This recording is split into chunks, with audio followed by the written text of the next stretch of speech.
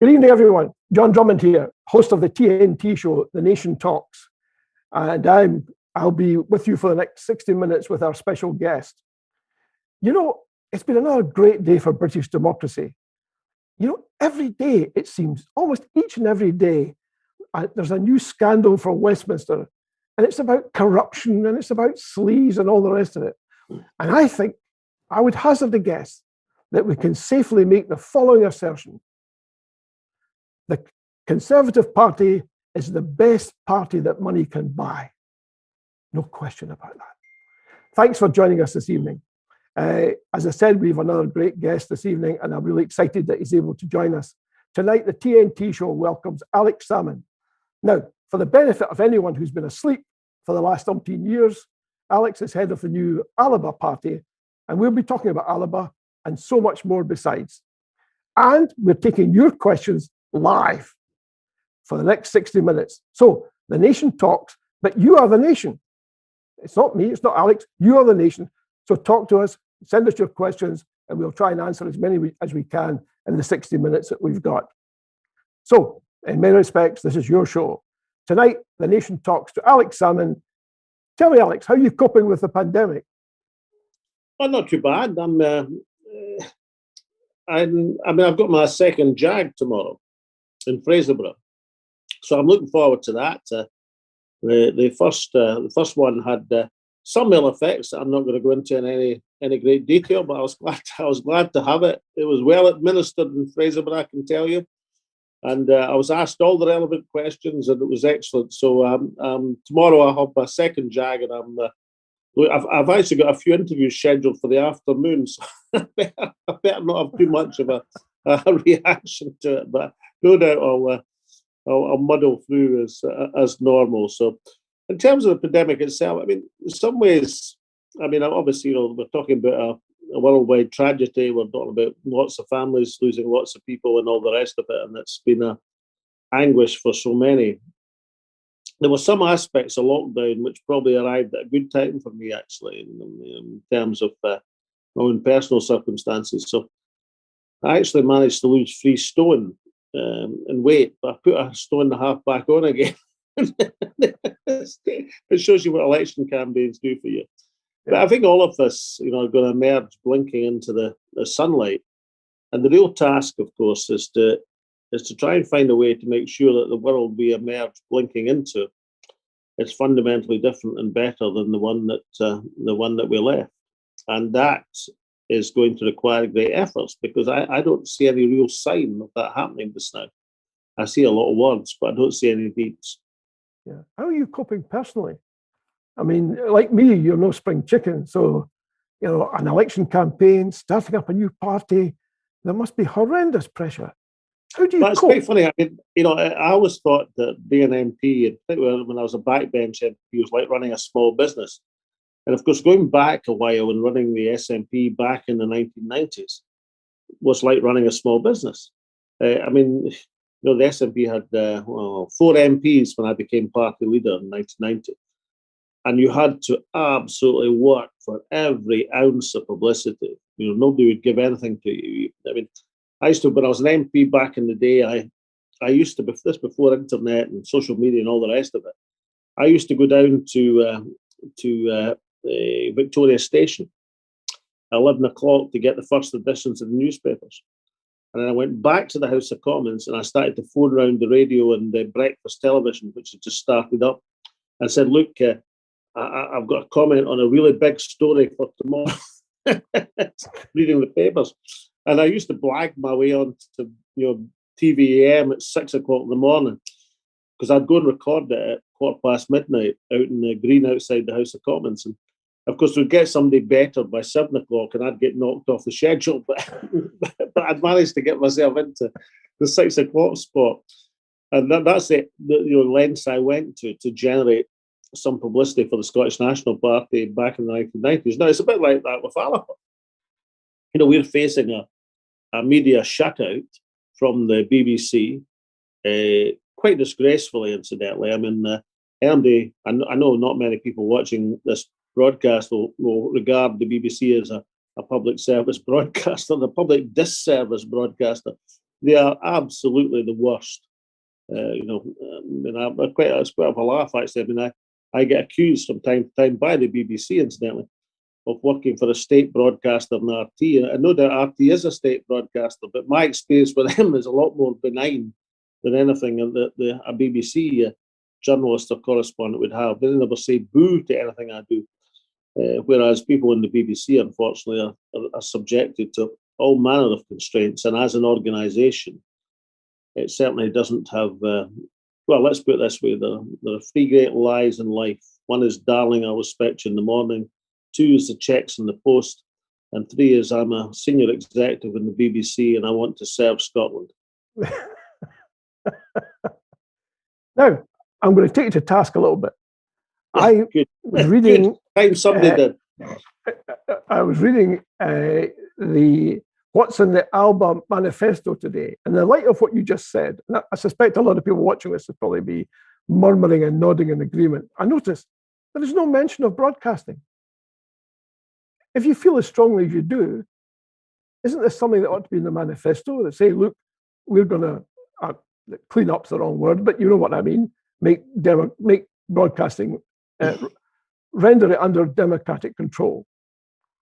Well, it's a very good point, actually. The problem we had with the manifesto was that we were reflecting the 3 policy conferences that we've had as a party in the 4 weeks we've been in existence. So can I just plead that Alba as an organisation have been alive for 4 weeks. Yeah.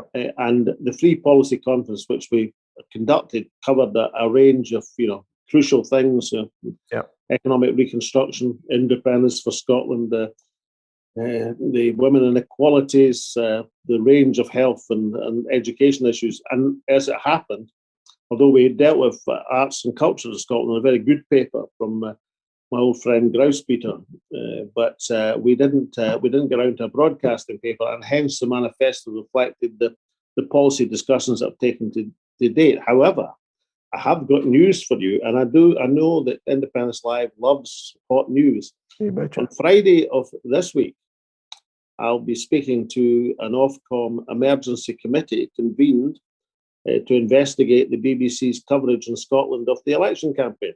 Why? And I shall I shall be laying the proud usurper low as I itemise the failings of that organisation. In my defence, as you know, John, as First Minister, I set up the Broadcasting Commission, and which I think the work of which, as 10 years ago now it reported, but was actually very good, and actually was unanimously supported by the entire Scottish Parliament, which was quite something, given that I was in leading a minority government at the time. But very sensible proposals, 1 or 2 of which have come to pass, most of which haven't, and the position is as it was. We still do not have a public service broadcaster in Scotland. We still do not have the anchoring, as we should have, of a studio-based movie industry in Scotland. We don't have the facilities to utilise the marvellous natural resource of our scenery and our magnificent light, as all filmmakers tell me, because that hasn't been done as yet. I know there's efforts to do it, but these efforts, need to come to fruition, basically. Have you heard of Drummond's law? Drummond's law is that broadcasting appears in the time available for its completion. Not quite. Drummond's law states that even if every single one of its customers objected to its output, BBC Scotland could continue because there is no local democratic oversight of its conduct. Yeah, I mean, it's quite interesting. I mean, probably the last meaningful leadership in the BBC in Scotland, we're talking 30 years, actually. Yeah. And just as the last meaningful leadership of the BBC as a whole was Greg Dyke. I mean, the day that Greg Dyke was sacked, it was the day that the BBC ceased to be a public service broadcaster and became what it is now, which is an adjunct of the state. And this, it doesn't mean that every BBC journalist is a waste of space. That's not true. The BBC has fine journalists in many cases, but they operate in a system and an organisation which is systematically there as a state broadcaster as opposed to a public service broadcaster. And it's a great pity because the BBC probably had the outstanding reputation among the broadcasters of the world. Yeah. And as a public service broadcaster, speaking as Lord Reef said, from nation unto nation, it was incredibly effective. As a state broadcaster, it's regarded certainly in Scotland with something close to derision. Yeah. And the lack of self-awareness the top executives of the BBC as to how they're regarded in Scotland is quite something. I think it is regardless of the fact that there's some fine journalists working in it and there's some wonderful people working in it, it is a thoroughly deplorable organisation. Well, one of our guests about 3 or 4 months ago was Ken MacDonald. And we covered much of this ground, I have to say. But Ken is interested in putting together some sort of, well, I guess it would be a repeat of the commission. So if you're looking for other commissioners or the Scottish Parliament, Ken would be a good guy to meet with. We've had a whole raft of questions, Alex.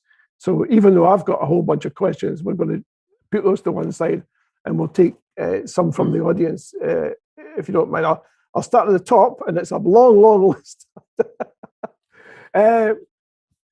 Phelan Buchanan is asking, why isn't it a priority for the Alba Party to press for rejoining the EU when one of the top reasons for Scots wanting independence is so that we can rejoin the EU? Well, it's a great question. And what we've tried to do in the statements I've made over the last few days in the Alba manifesto is to spell out what we regard the situation as. We think the overwhelming priority is to rejoin Europe, by which we mean the European single marketplace, the trade, the commerce, the affection that we have in European terms. And actually, some of our immediate proposals could be done now, i.e. the Scottish Parliament could apply for observer status at the Nordic Council. The Scottish Parliament could apply for associate status in the Council of Europe. We think the Parliamentary Assembly in Strasbourg. We think that should be done now. No waiting, no messing, just do it. And both organisations will take us in instead.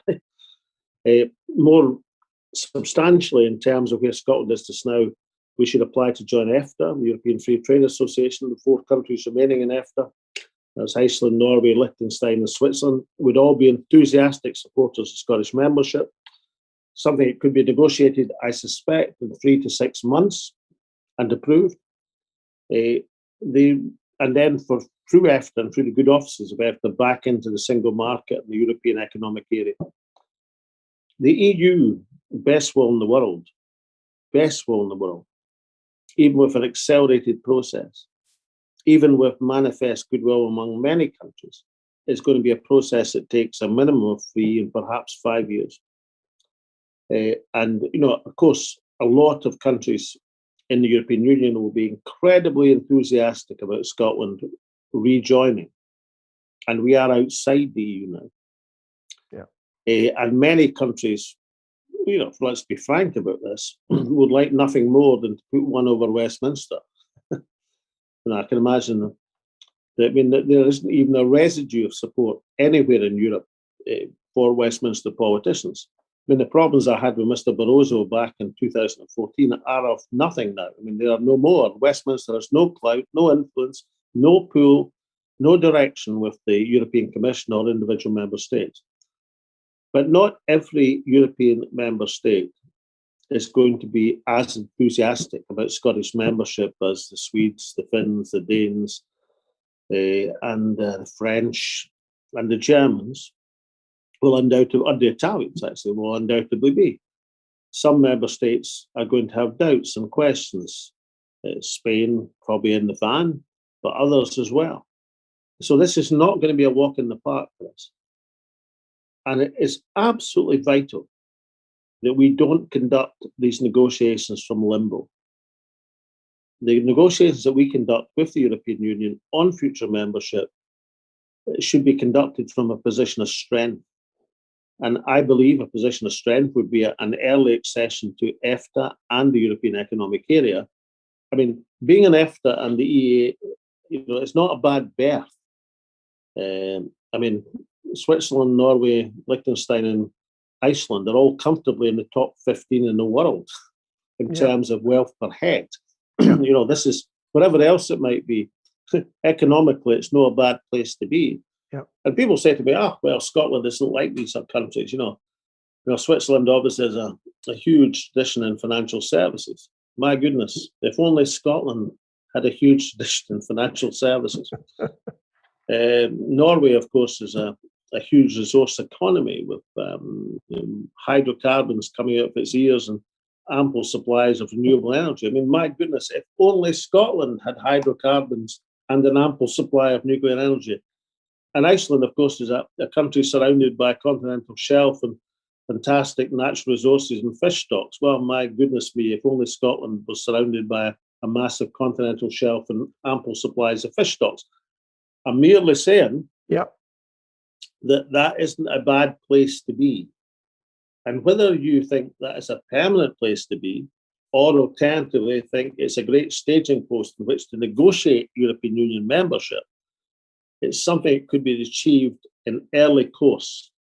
And Alba says, let's do that, and then let's negotiate with the EU, and let's put the decision on the European Union future membership in 3 to 5 years' time, however long it takes, to the Scottish people in a referendum. So our policy is pragmatic. I've got one thing on this, John.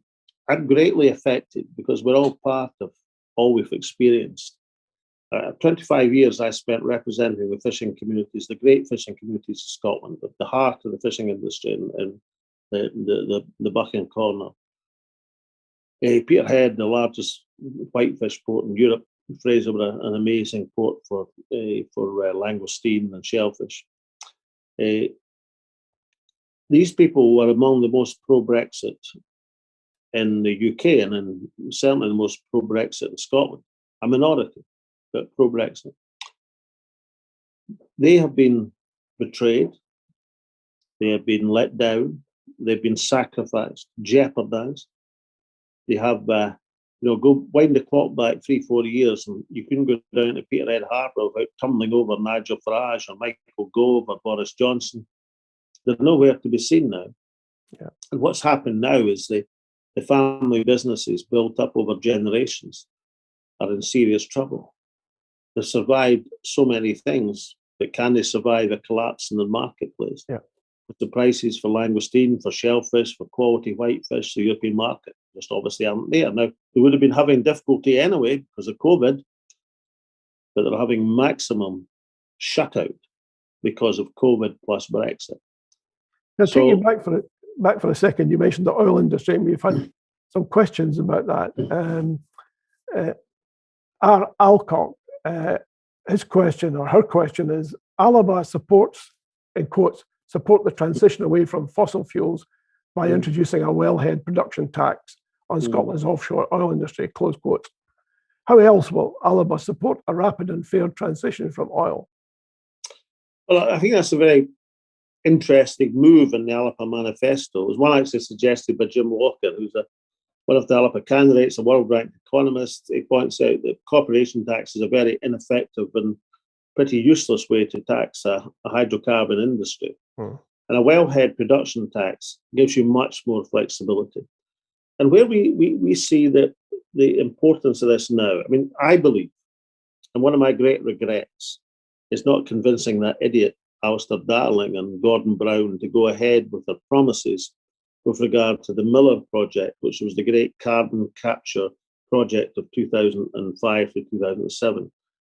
If that had been done, and ultimately I offered as First Minister Alistair Darling, who was Secretary of State for Trade and Industry at the time, I offered him the option that there could be a renewable certificate, ROC as it was called then, to treat the Miller project as if it were an offshore wind farm, just one of many, as a pilot project. And if that had been done, we in Scotland right now would have had the world's first commercial hydrogen power station, re-injecting carbon dioxide into the Miller field in the North Sea, and we would have had almost a closed cycle in terms of environmental damage as a project, commercial and working. And the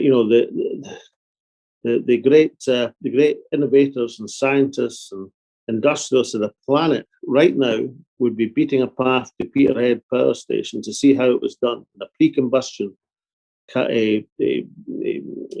carbon capture project resulting in a hydrogen economy for the northeast of Scotland. All that wasted because Alistair Darling couldn't see beyond the end of his nose and Gordon Brown was a skinflint. Yeah. Now, is it too late all these years later? No, it's not too late. The carbon capture is still, in my estimation, a major possibility for hydrocarbons. And it has to be supported, and it has to be tested on a commercial scale. And what better way to do it than to have a wellhead production tax on existing production to finance the carbon capture projects which will reconcile the oil and gas industry with the future of the planet? And what better place to do it than the North Sea, which has a large number of fields which could be more productive if carbon dioxide was injected back into the field. And what better place to do it than the Northeast, where we have a power station which could easily be converted into a hydrogen power station, a totally clean burn power station, with all the benefits that would have in terms of stimulating a hydrogen economy in a place where the oil and gas industry has massive research potential. In addition, which has the conditions for offshore renewables unrivaled anywhere on the planet, and the potential to research marine renewables as well. Now, that's our vision for where we should go with the Scottish Energy. And I think the shift from a corporation tax, which depends on companies fiddling their profits, to a wellhead production tax, where you can itemize and adjust depending on how much production and how much progress has been made with regard to carbon capture and other ameliorations of the damage that hydrocarbons. It seems to me that the way that a public sector and the government can exert influence to make sure that the industry, valuable, important, innovative that it is being guided in the right direction in order to make the northeast of Scotland not just a major oil and gas capital of the world, but a major energy capital of the world. Okay, good point. We've had a whole load of questions, which I suspect you've answered a million times, but I'm going to ask you again. Marlene Deans is saying, is Alba standing in any constituency seats? None whatsoever, because we're not in competition with the SNP. I mean, I'm amazed in terms of some. I mean, I know that politics is always based on human interaction and all that sort of stuff, but I'm amazed at two things. One is the SNP doesn't see the benefit of Alba. Alba is not competing with SNP in the constituency. It's standing on the regional list. If half of the SNP supporters last time, the million SNP independent supporters who voted SNP in the list and got precisely 4 MSPs for their pains, if half of these people vote for Alba, there'll be 30 Alba MSPs in Hollywood. Independence. So how do you respond to some people who say, well, this is Alex Salmond and Alba gaming the system? Well, luckily there was a panel-based poll on that very subject published in Wings Over Scotland yesterday, which showed that 75% of people in Scotland don't agree with that argument, and 90% of SNP supporters don't agree with that argument. What they think is, if people want to put themselves up for the regional list, they should do so. Yeah. And people will either vote for them or not. And all I'm saying is, if half of the SNP supporters from last time vote Alba, there'll be 30 Alba MSPs elected. That's an arithmetic fact. And you have to decide if you believe. I mean, if you don't believe in independence, then fine. People who don't believe in independence, to them it's a nightmare. Yeah. But to somebody who believes in independence, it should be a dream. Yeah. Because without sacrificing anything from the SNP and and I'll be voting SNP in the constituency ballot, without sacrificing anything, there's the opportunity to send another 20 or 30 independents supporting MSPs into the Scottish Parliament to demand the immediate start of negotiations on independence with Boris Johnson and inject some urgency into the independence argument. So who will you be voting for in the SNP? Sorry?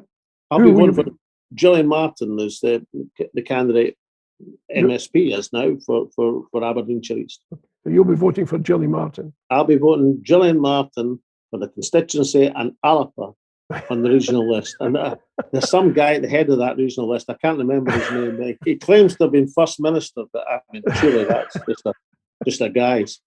Here's a question for you from Stephen Kelly. Stephen would like to know this. He said, Alex, are Alba working in private on the ground with the SNP to get this super Indie majority? Well, I hope so on the ground. I mean, I was doing a launch today in the Falkirk Wheel, which was a really good place to launch the Central Scotland campaign for Alba with some great candidates led by Tasmini Ahmed Sheikh and others there. Fantastic Margaret Lynch and Caroline McAllister and Jim Walker were there. Were launching Lynn Anderson, I beg your pardon, was there launching the campaign for Central Scotland, and there was this chap arrived with kind of unannounced, and he had a van with an SNP, vote SNP, and a vote Alba on the van. so anyway, whatever's happening generally, he's obviously working for the independent supermajority. Okay. So I got my picture taken in front of an SNP symbol, and he got his picture taken in front of an Alba.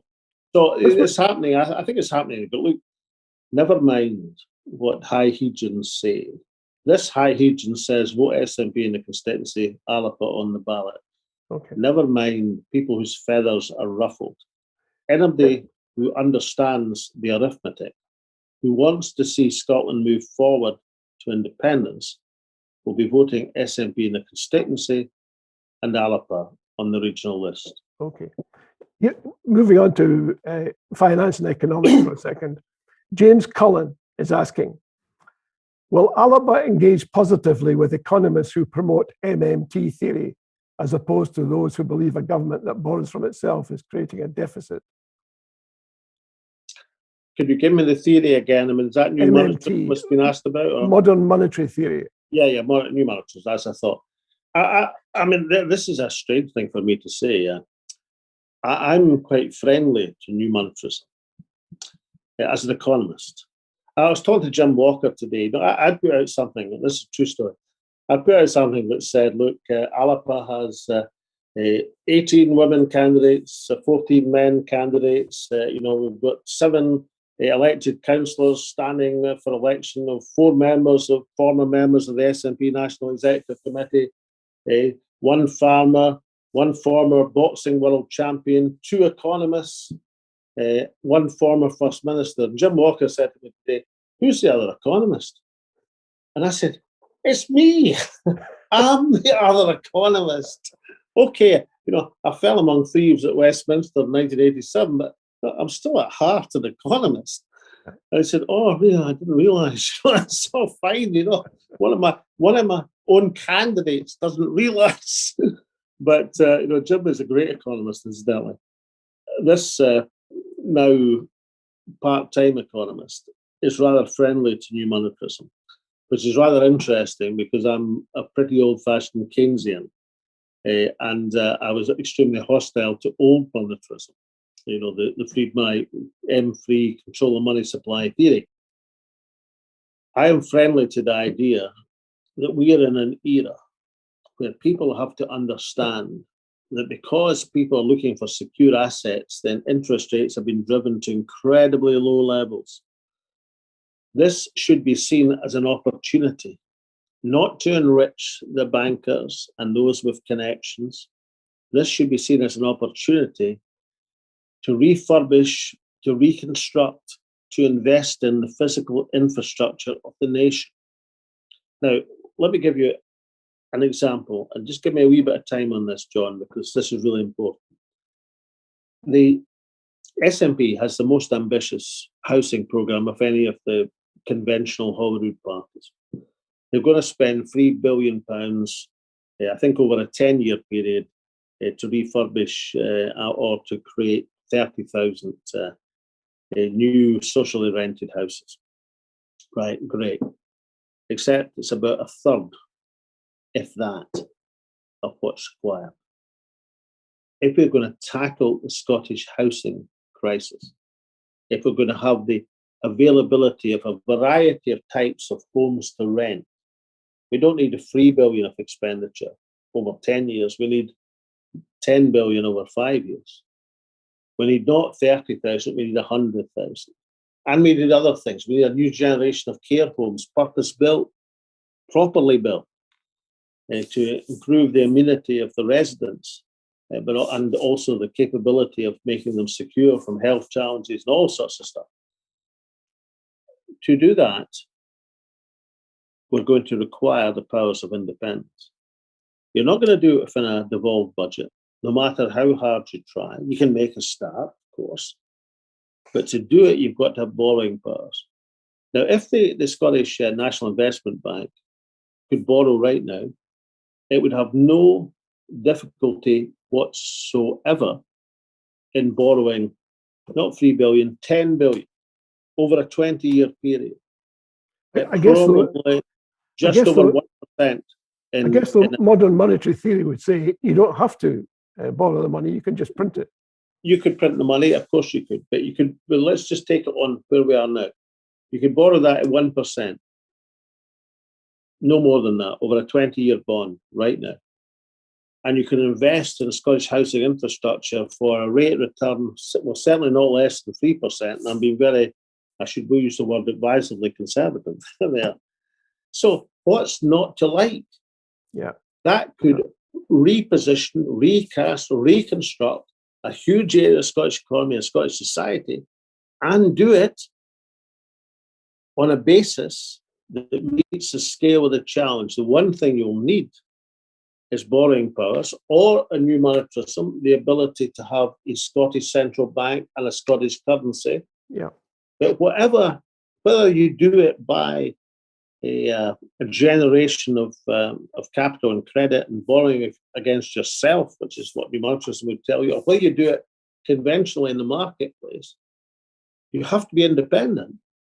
Okay. You can't do it with devolution.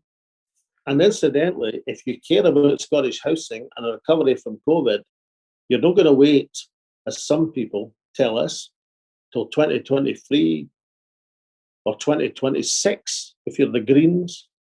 You're going to start that process now to get into that position as quickly as possible to do what's necessary to protect people. Well, you talked about infrastructure. Here's a specific question that's cropped up on infrastructure. Paul Donaldson is asking, will Alba support completion of dualling of the A9 and A96? Yes.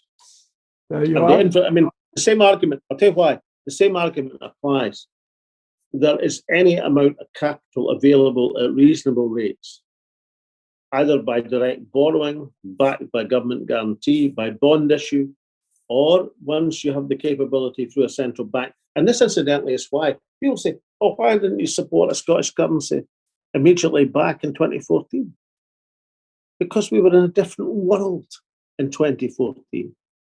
We were in a world where not only were interest rates nothing like they are at the present moment, but we were in a world where our major trading partner, England, was going to be a continuing part of the European Union and the single market with us.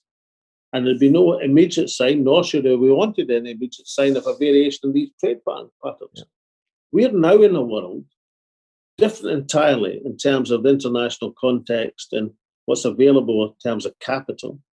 And secondly, in a world where Brexiteers have taken the UK into the mid-Atlantic to be some sort of reborn Singapore with none of the climatical or other advantages. In these circumstances, we should be actively planning to diversify Scottish exports away from that market, which will be an inevitable decline, towards the strength of other markets internationally. And that means that the argument for being in sterling over the medium term is no more. The argument that, oh, well, we better stay in the same currency as our major trading partner is no longer what it was in 2014. Keynes, the greatest English economist who ever lived, once said, when the facts change, I change my mind.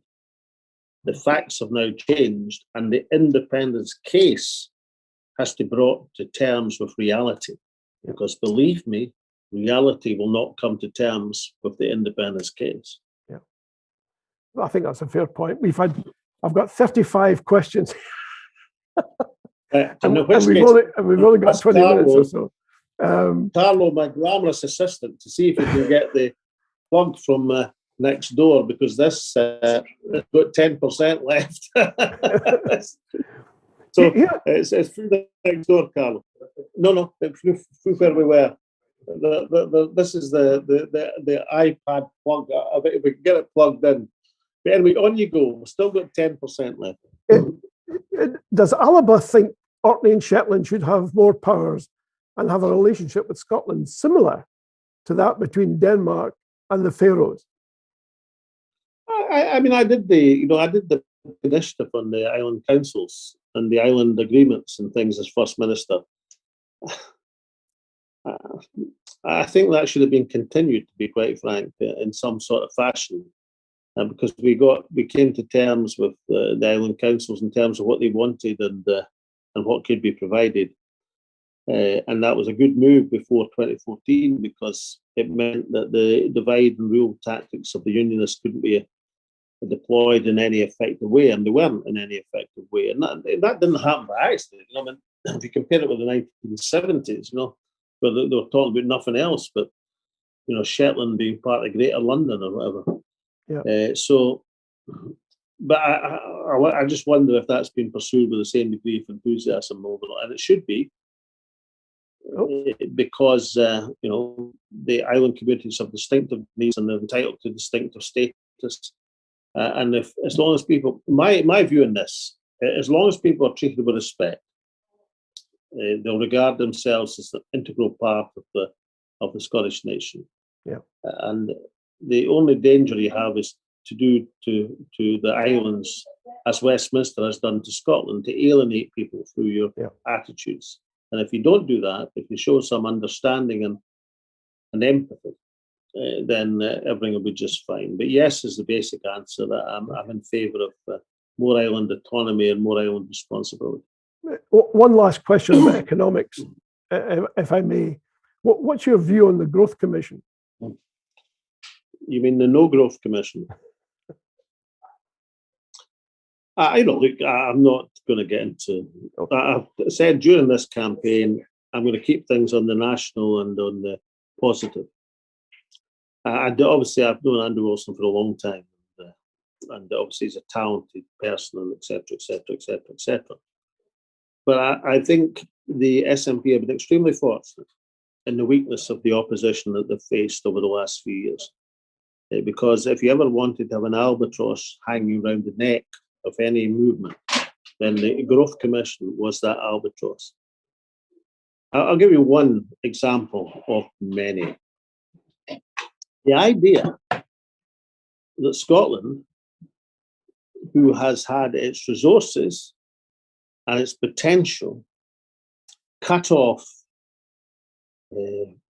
subject to unkindly cuts over many years, should be paying effectively what in the Growth Commission was suggested as reparations to like, nobody is going to exceed my wishes to be friendly to the English. I think England's a fantastic nation of a fantastic history, a wonderful cultural heritage. I think they're infinitely better than the politicians they've recently elected. All of these things are undoubtedly true. And also, I think the majority of English people are vastly fair-minded. If Scotland wants to be independent, I'll say good luck to you. The idea in the Growth Commission that we should be paying some sort of subvention for not being able to be the most prosperous country in the world, which we would have been if we'd followed the Norwegian course and path over these last 30 years, it beggars the imagination. And I know why sometimes people have so, have a cringe, a chip on their shoulder, a sort of understandable urge to demonstrate how nicey they are. The English people I know, the plain people of England, treat such obsequious behaviour with contempt and the contempt it deserves. The Growth Commission was wrong-headed in a variety of ways, mostly in terms of not accepting the implications of its own advice, to realise that the process of independence will indeed spark a revival in economic and hopefully sustainable growth in Scotland, and any calculation of the economics of independence should take account of that. Okay. Offering people what the Growth Commission offered or proffered is a substantial own goal, which persuaded many people in the SNP that perhaps they should be organising to a different drumbeat. Okay.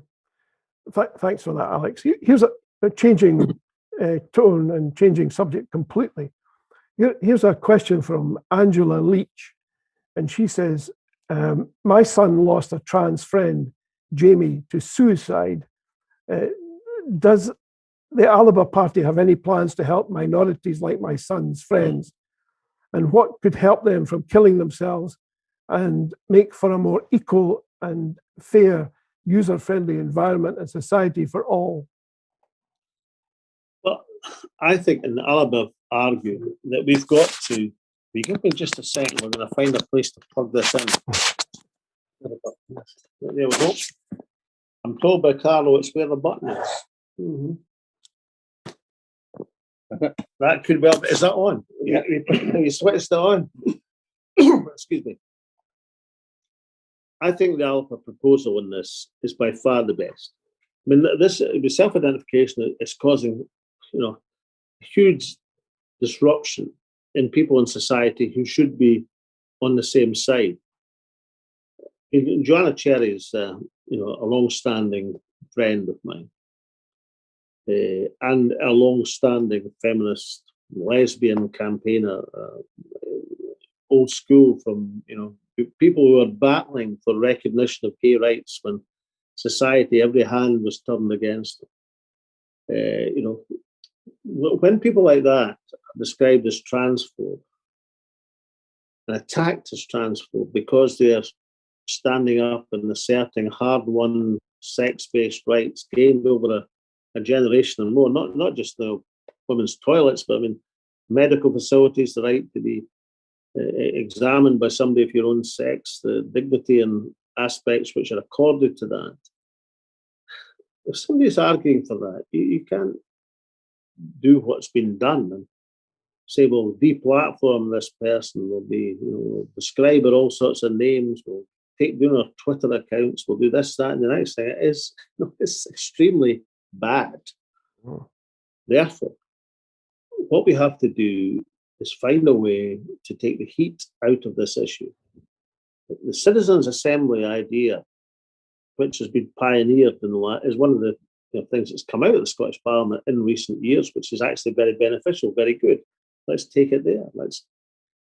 Let's people examine how you can embrace equality for all without jeopardising the hard-won sex-based rights of women.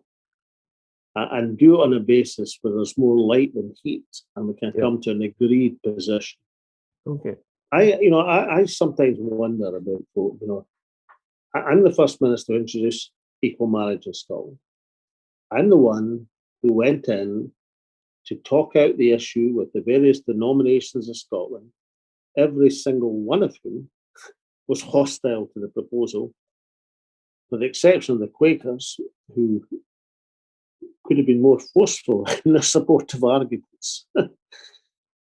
And what I found was, as you talked the issue through, we got people to realise it was a matter of justice. When some of the opposition started to moderate, I think if things are explained and talked over in a proper manner, then we'll see the same thing happening in the Citizens' Assembly. But what you cannot do, you cannot label people who've been campaigning for gay and women's rights for a generation, like Margaret Lynch, as transphobe or anti-gay or whatever they've been labelled with. You can't do that. It's not right, and it shouldn't happen. And we have to find a way to take the heat out of this debate and introduce some light and mutual respect, which is what Alba suggests. Okay. There's a question here that's come in from a number of people. They're asking, and you probably need to temper your language here a little bit, perhaps. What does Mr. Salmond think of the GERS figures? Well, GERS was always a suspect calculation for a range of ways. In some ways, I regret that I didn't. I mean, what I tried to do with GERS is it's GERS rather than GERS, I think. GERS is Glasgow Rangers football club. But GERS, I tried to improve it, take away some of the silliness of it. But, there have been, as you know, you are and I am acquainted with serious economists who've pointed out the faults and foibles in GERS. I mean, the problem is that people have always assumed it measures something it doesn't. I mean, at best, and it is at best, the GERS measures the performance of Scotland fiscally within the state of the United Kingdom, given the state of the United Kingdom, ascribing to Scotland all sorts of expenditures which no sensible country would undertake. Manifestly and obviously, the possession of nuclear weapons on the River Clyde or whatever. Now, accepting that, Alex, that is not something. That's not a path we should take. Yeah, isn't the logic then that follows from that let's junk GERS and replace them with something which the Scottish Parliament approves of? Yes. Simple, surely. I agree, John. There you are. There's a nice short answer. I agree. You note that down and use it against me. You need to move a little bit central, and you're shifting to your right. Okay. That's better. I'm blaming Carlo.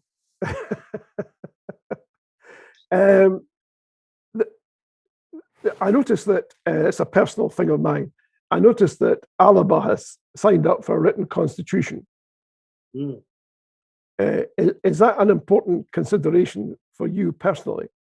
Yeah, well, it is, and I actually did a good thing. I mean, for a change, I got Jim Sillars to do a paper on it. Alba's held 3 policy conferences in 4 weeks. I mean, that's just quite something, actually. Great stuff. I mean, I listened to every word spoken in every one of them, and magnificent contributions. I had a brainwave. I got Jim to write a paper on a written constitution, and as he often does his best, he went right down to fundamentals. I'd managed to, I think, make it come alive. So it's not a dry, arid, techie obsession. There's something that goes to the heart of society and democracy. Okay. And there's been a lot of work done. A lot of people have contributed to this, been right back from the late Neil McCormack onwards, and there have been working groups and people have been involved in this process, and Jim gives acknowledgement to all of these people. And that's a good thing. But the proposal he made, again, using the Citizens' Assembly with expert help and advice, going to a convention and then presenting that this is a big thing. Maybe a year or so into an independent state, you would have the people debating and discussing and then voting on the Constitution, asserting the primacy of something that's right and proper over the government, over the legal system, over any citizen, over any private interest. I mean, there's something irresistible. Now, for Scotland, it's even more irresistible for reasons that you and I both know, because it's inherent in the Scottish constitutional tradition, the idea of popular sovereignty. We were arguably the first European nation, at least on earth, to endorse and embrace the concept. And although some people say, look, what's 700 years ago got to do with 2021? Everything. Unless you base an independence on your history, your tradition, your culture, unless you imbue that history, tradition, and culture into your fellow citizens, then your independence will be based on shaky foundations.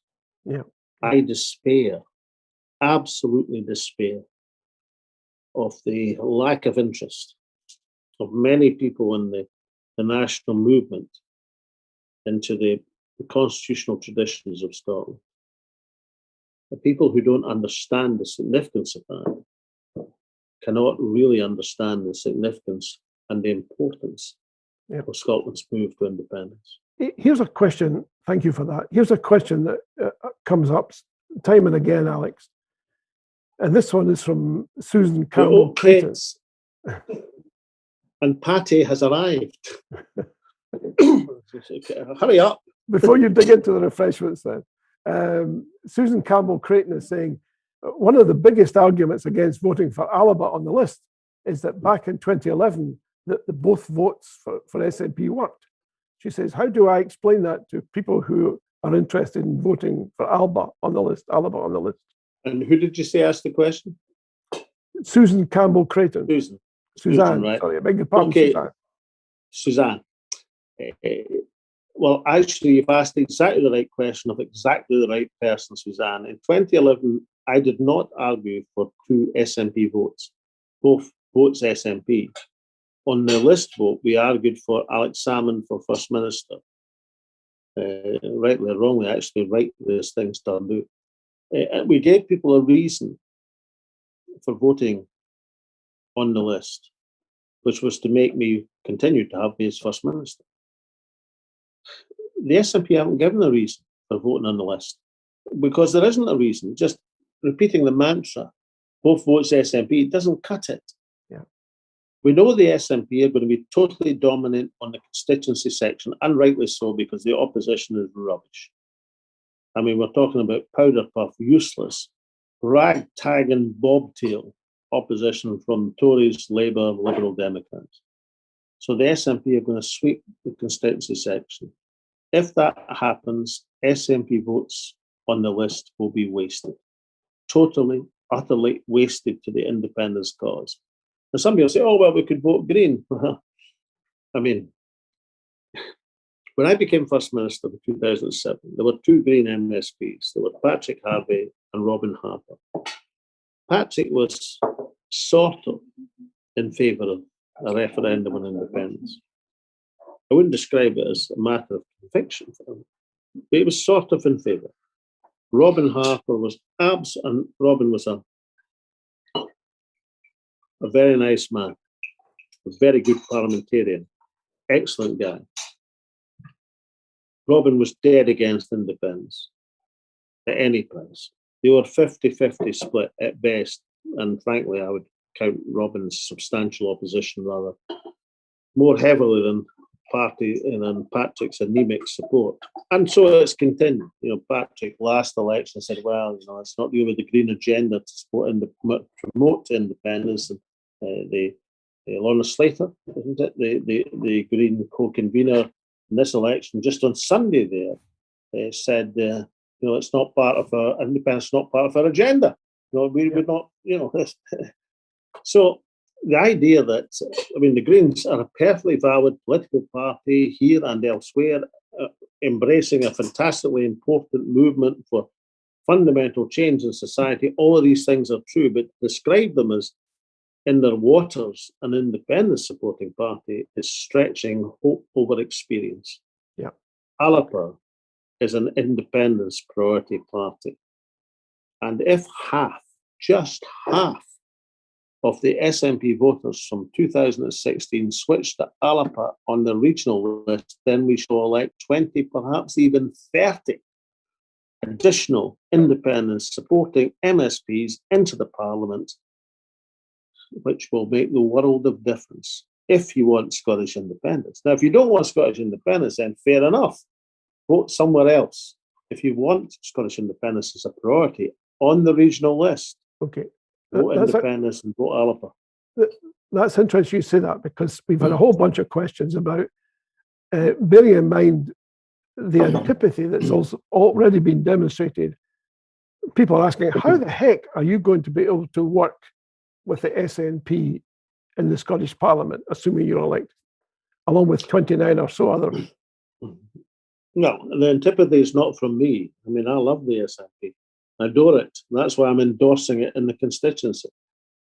But, you know, when it comes to accepting the verdict of the people, then you should put national before anything personal. Alba doesn't want to be in government. We don't want to be in a coalition. We will offer ideas on the social and economic sphere, ideas which we think are long overdue. But our sole absolute priority is to push the independence argument forward, to be the grit in the independence oyster. Now, people say, oh, well, we get an independence majority anyway. There's been an independence majority in the Scottish Parliament for 5 years. And nothing substantial has happened.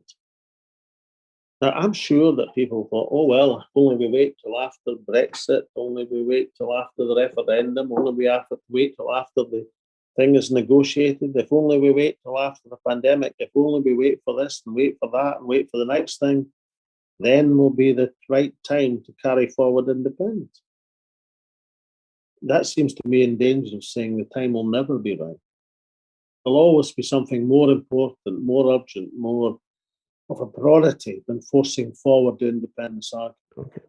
Alba says the independence is the priority, is the urgency, and needs to be done now. Alec, thank you for that. You've been through, it'd be fair to say, a bit of a torrid time over the last 3 or 4 years or so. How have your family been affected by all of this? Well, I mean, it's actually 2.5, although I have to say, John, it seems like longer. Exactly. Well, bearing up and relishing as I am the opportunity to do what I want to do, and I've always wanted to do all of my life, which is to present the arguments for Scottish freedom and Scottish independence. All the people, it doesn't matter. Well, of course, it ultimately matters, incidentally, more than anything else, how innocent you are. I mean, the jury verdict is the thing that matters. I mean, everybody, most people, the vast majority of people just accept the verdict of the jury. Not the BBC, of course, but they're a kind of special case. They know better than anybody in society. But the vast majority of fair-minded people say, like, the verdict's in, let's move on. But if, as I have been able to talk and speak about nothing else for 2 years, than accusations leveled against me. If you're in there mud wrestling, you're going to get dirty. Doesn't matter if you're innocent, you'll get dirty.